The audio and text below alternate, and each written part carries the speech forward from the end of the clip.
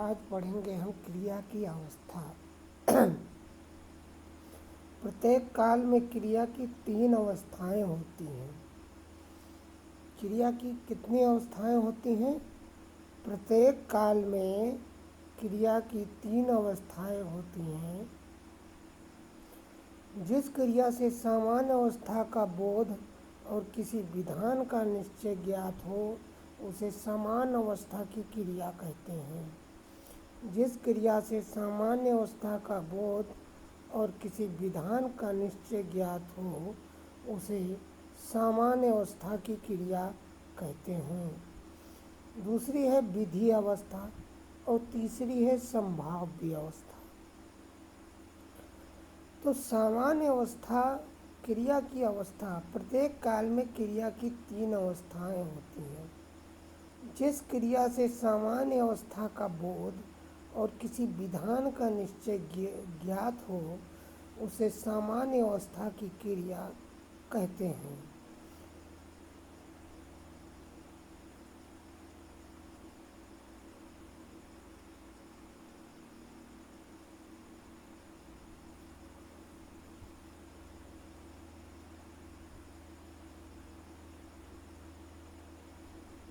क्रिया की अवस्था है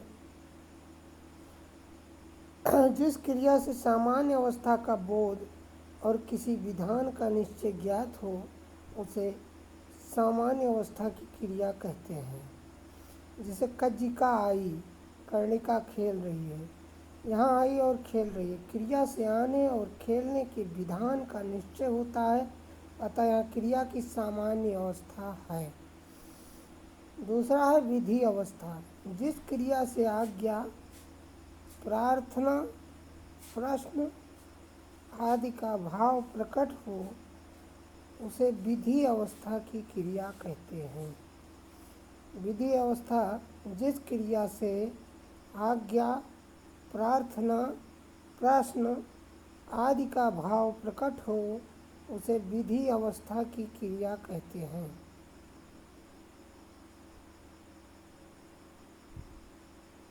जिस क्रिया से आज्ञा, प्रार्थना, प्रश्न आदि का भाव प्रकट हो उसे विधि अवस्था की क्रिया कहते हैं।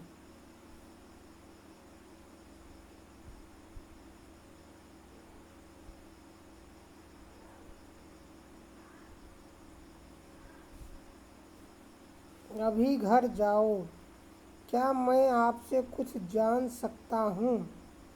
कृपया मेरी सहायता कीजिए।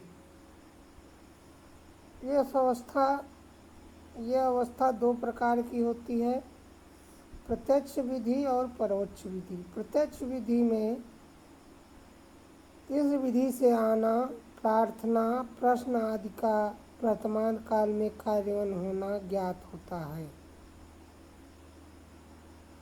अभी घर जाओ, हम यहाँ रुक सकते हैं, परवरदिगार क्षमा करो।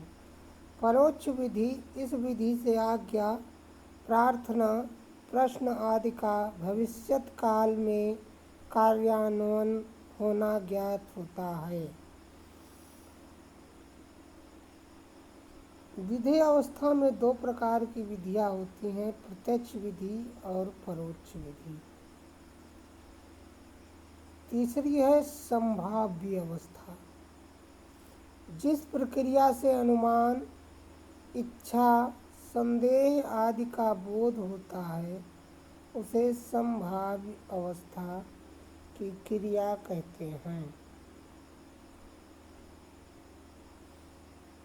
जिस क्रिया से अनुमान, इच्छा, संदेह आदि का बोध होता है उसे संभाव्य अवस्था की क्रिया कहते हैं।